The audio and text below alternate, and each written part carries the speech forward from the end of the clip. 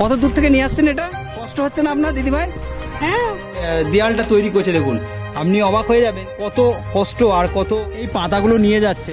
পাতাগুলো নিয়ে পাতাল গলায় শাল পাতার থালা, মাটির বাড়ি, প্রত্যেকটা দেওয়ালেতে সুন্দর করে ডিজাইন করেছে, যেন মনে হচ্ছে এই পুকুরটাই এই গ্রামের সব কিছু। আর অনেক সময় এই জলকেই খেতে হয়।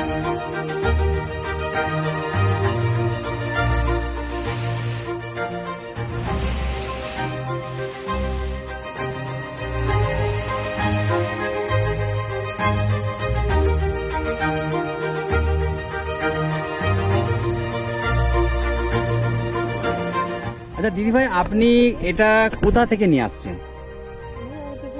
এটা কতটা ভারী আছে আপনার? হ্যাঁ, এগুলো কষ্ট হচ্ছে তো আপনার? আপনি কখন বেরিয়েছেন? ভোরবেলায়?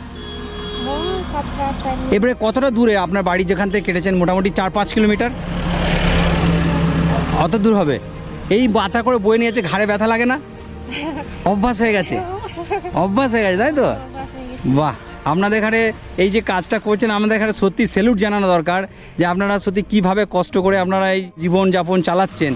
দেখুন এইখানেও আরও নিয়ে যাচ্ছে এরা দিদিভাইরা, কত কষ্ট দেখুন এনাদের মাথারা, আমি ঘাড়ের এই কষ্ট দেখে আমি অবাক হয়ে যাচ্ছি যে এনারা এত কষ্ট করে গাছগুলোকে নিয়ে যাচ্ছে, এগুলো রান্না করবে, তারপর রান্না করে ছেলে বাড়ির পরিবারের দুবেলা দুমুঠো খাবার দেওয়ার জন্য। এনাদের কষ্টটাকে একবার ভেবে দেখুন। আমি দেখছি সারি সারি কিন্তু এনারা গাছ কেটে নিয়ে যাচ্ছেন। এনাদের এই গাছ কাটা এনাদের ইচ্ছাকৃত নয়, এনাদের শুধু জীবিকা, মানে কিসে করে রান্না করবে, না আছে বাড়িতে গ্যাস, সুমসাম। আমি এই দেখে এনাদের আর এনাদের এই কষ্টকর জীবনটা সত্যি মানুষ কজন বোঝে।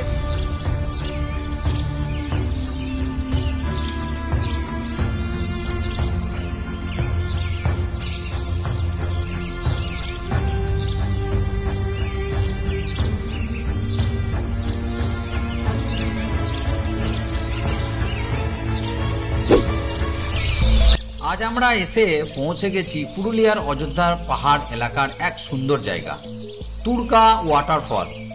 চারিদিকে শুধু পাহাড়, জঙ্গল আর প্রাকৃতিক শান্ত পরিবেশ। শহরের কোলাহল থেকে অনেক দূরে এই জায়গায় সত্যি মনকে শান্ত করে দেয়। এই রাস্তা দিয়ে আস্তে আস্তে চোখে পড়বে লাল মাটির পথ, বড় বড় গাছ আর পাহাড়ের অসাধারণ দৃশ্য। পুরুলিয়ার এই প্রাকৃতিক সত্যি আলাদা একটা অনুভূতি দেয়। আর একটু সামনে গেলেই শোনা যাবে জলের শব্দ, ধীরে ধীরে চোখের সামনে ভেসে ওঠে তুরগা ওয়াটারফলস। উঁচু পাহাড় গা বেয়ে জল নেমে আসছে নিচে, জলের শব্দে আর ঠান্ডা হাওয়া মিলিয়ে পুরো পরিবেশটা একদম অন্যরকম হয়ে যায়। বর্ষার সময় এই জায়গা আরও বেশি সুন্দর হয়ে ওঠে, চারিদিকে একদম সবুজে ভরে যায়। অনেক মানুষ এখানে ঘুরতে আসে, কেউ বন্ধুদের সঙ্গে, কেউ পরিবারকে নিয়ে, আবার অনেকে শুধু প্রাকৃতিকের শান্তি খুঁজতে এখানে চলে আসে।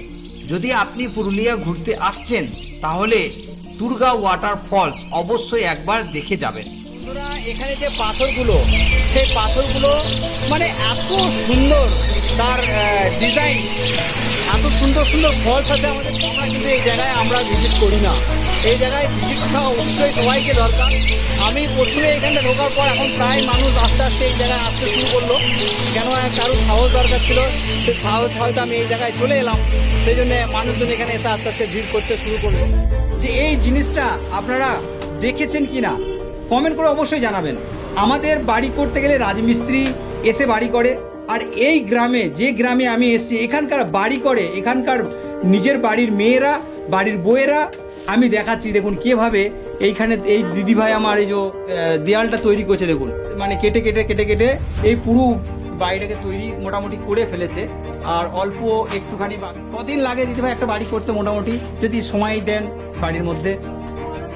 15 থেকে 16 দিন। আপনি কি বাড়ির মেয়ে না বউ? বৌমা। মানে যে কোনো মাটি নিয়ে এলেই বাড়ি হবে না? আবার বাড়ি করার জন্য আলাদা মাটি নিতে হয়? এখানে রাজমিস্ত্রি এত সুন্দর লেভেল করতে পারবে না। এখানকার বাড়ির মহিলারা, বাড়ির বউয়েরা, টুরিস্ট সিজন থাকে তখন কি এখানে পুরো ভরে যায়? আপনারা ঘর ভাড়া দেন? কজন মেম্বার আপনাদের? 11 জন? ওরে বাবা, 11 জন কাজ করে না?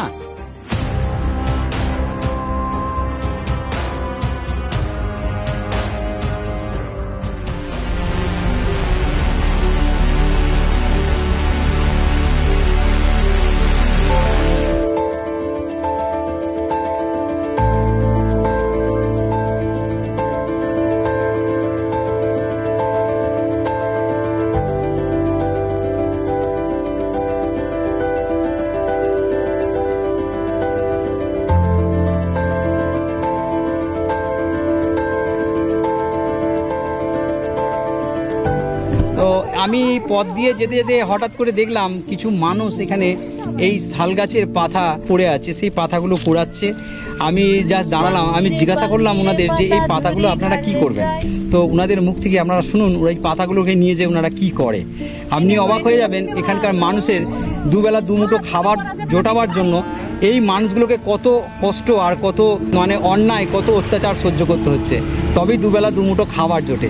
তো দিদিভাই আপনারা যে এই পাতাগুলো নিয়ে যাচ্ছেন, পাতাগুলো নিয়ে যে কি করেন? আমরা পাতাগুলো নিয়ে পাতাল বানাই। হ্যাঁ, শাল পাতার থালা, ওটা কি আমরা বাড়িতে খাবার জন্য না এমনি দোকানে টুকটাক বিক্রি করেন? কম আমরা বাড়িতে খাবার জন্য, কোনো বৈশিষ্ট্য কাজের জন্য সেগুলো তো আমরা এই ব্যবহার করি। ইনকামের কোনো স্রোত নেই, কোনো খোঁজ নেই।